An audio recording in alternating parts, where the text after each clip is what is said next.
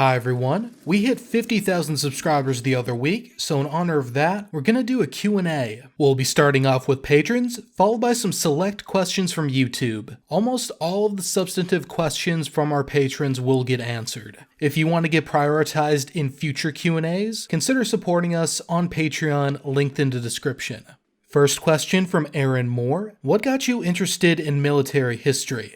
I think mainly like most people with childhood interests, it first came from popular media. Properties like Band of Brothers and Saving Private Ryan were released around when I was starting elementary school, and I remember watching them pretty frequently. With the Russia World War II movies in the late 90s, also came video games in that same setting, and the History Channel back then was basically nothing but World War II, so that was a big influence. But also had a pretty interesting family history. I had a great uncle who fought with the 442nd Infantry during World War II after being locked up in the internment camps, and both my grandfathers were in the military around that era, so that made it a little bit more personal. Next up, Good to Go asks, how do you go about conducting research, especially when it comes to foreign militaries? So there are a number of ways. For a lot of my videos, when I start the research process, I often don't actually know a lot of specifics about the topic going in. I think what sets people apart isn't necessarily knowing all the facts, but rather their ability to conduct research, digest complicated info, and synthesize multiple sources. What sets this channel apart, in my opinion, is the ability to then visualize the outcome of that process effectively.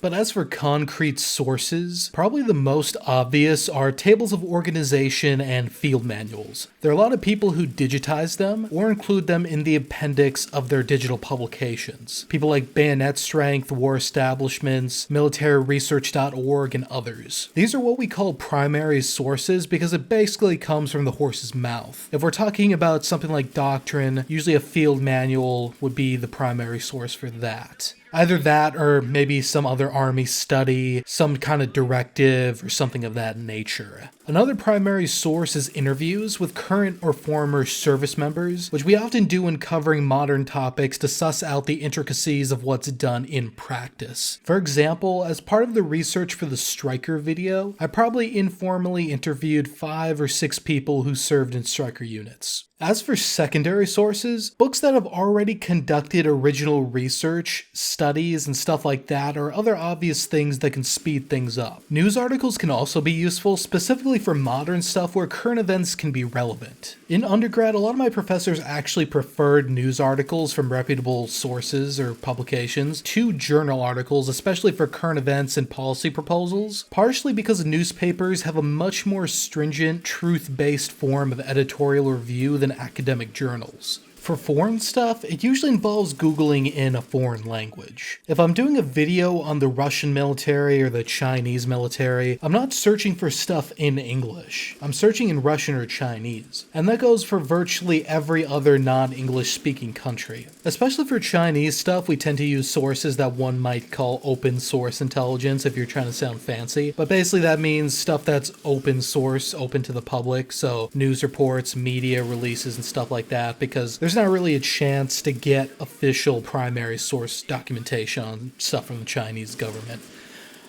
Interviews with English-speaking service members on social media channels is also useful, but really only members of NATO-aligned militaries are usually open to that sort of stuff in my experience. Moving on, Shun asks, what is your major and job? What led you to delving deep into military history and science? This ties into Ark's question, do you have a degree? At this point, it wouldn't be inaccurate to say that Battle Order is my job, since it's where I get the majority of my income from. Immediately before Battle Order, I was doing mainly freelance graphic design and illustration work and living off of student loans pretty much. Before that, I had worked as a managing editor for my university's newspaper and as an editor for the school's academic political science journal. The reason I made military history and stuff like that my job is because it was really my main consistent interest, and doing freelance illustration for other people was really draining in my opinion. I've always preferred to work on my own projects rather than other people's. In terms of education, I have a bachelor's in political science focused on international relations, and I'm currently a master of communication design candidate. Communication design is very similar to graphic design, and those skills form the basis of most of the work, but it can also include media idea and senses that go just beyond graphics. Next up, Charlie Foxtrot asks, how much wood would a woodchuck chuck if a woodchuck could chuck wood? At least 2. Bearman asks, how much time does it take to research and make a video? So this is a good question. I'd say on average, research takes about 2 working days, while writing takes another working day. For reference, the original script for the Striker video was about 3,100 words, and that's not even the longest video on this channel. So pretty much it takes 3 days to research and write a 2,500 to 5,000 word script every week. This can sometimes be shorter, such as for a Q&A where there is really no research, or videos on ranks where the research and writing can sometimes be wrapped up within 1 day. But for stuff on military organization, doctrine, and stuff like that, it usually takes longer. And that's assuming I don't write something and then let it marinate for a couple weeks and then come back to it. I probably have 3 or 4 scripts on the back burner that I've mostly written, but I haven't polished up yet and are open to additional research. After writing is recording, which usually takes about an hour, followed by probably an hour or 2 of editing the voiceover. And then comes the editing. Editing basically comes in 2 phases. First, I have to make slides, which are the infographics that pop up on screen showing unit organization, maps, equipment loadouts, and stuff of that nature. That usually takes a day, sometimes 2 days. And then there's the actual editing of the video, which involves placing the slides in the correct parts, gathering and editing B-roll, further editing the voiceover and stuff like that. That usually takes a minimum of 1.5 to 2 days. Which brings me to Dimitri's question on YouTube, which is, what is the hardest part of making videos? Editing isn't that hard, but it's certainly the worst in my opinion. Research is probably the hardest part in terms of the skills applied, but it's my favorite part because I actually like learning about things. Editing, meanwhile, is pure mundanity in my opinion. Although I definitely have friends who disagree with me on that front. There are, of course, exceptions when it's something I'm fired up about and get a little bit more creative with, like with a Little Rock video. Once all that's finished, the process of designing a thumbnail, uploading, and doing all the social media stuff probably takes about 3 to 4 hours in total. For those of you watching at home, that's about 6 days to research, write, record, edit, and upload one video. Now, when you consider that I try to do weekly videos and I usually try to give patrons a day's early access, although I often can only do about half a day because the production schedule is kind of backed up right to the edge. This schedule is pretty full on, which is why periodically I have to take 1 or 2 week breaks in the uploading, especially if I need to conduct more in-depth research or I want to write articles. Because really when you think about it, 2 or 3 days to write that much is not really a lot of time for this field, although it's a more normal thing to happen in journalism. Hams asks, how does one get such a beautiful voice? Unironically, when I listen to myself speak, it makes my throat hurt. Over the course of doing YouTube, I've tried to become more articulate and upbeat. If you look at my first videos, which I get roasted for on my Discord by the way, I was basically a dead person talking into the microphone. However, the trade-off from that is I don't think I did it intelligently, so my voice has gotten raspier over time. I'm trying to be more cognizant of my speech when I do voiceovers, watching YouTube videos about resonance and vocal folds and all that crap, mainly so I can get a cleaner sound, but I'm still working on that. I'm a poor boy, so I doubt I'll be hiring a voiceover artist anytime soon. Patron with a gross name asks, Lay's or Pringles? Pringles. They've got these souvlaki and fried chicken Pringles in Australia, which is pretty lit. Niall asks, how do you create those infographics? In Adobe Illustrator. I don't use any free online tool or diagram maker, so I couldn't really tell you exactly without making a full-blown guide on it. But I can tell you, it involves shapes.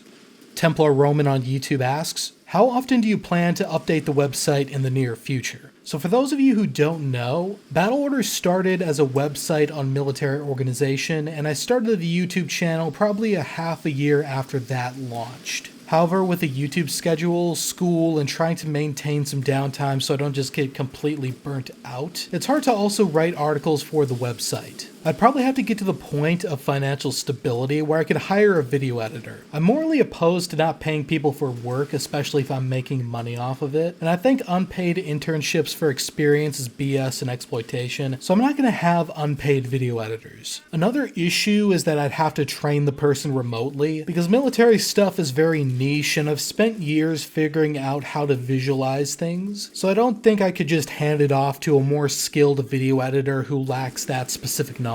So yeah, hiring a person to do that would free up more time to just do research and community stuff, which are my favorite parts about Battle Order, but we're a long way from that point. That ties into Tim Turner's question, why did you start the YouTube channel?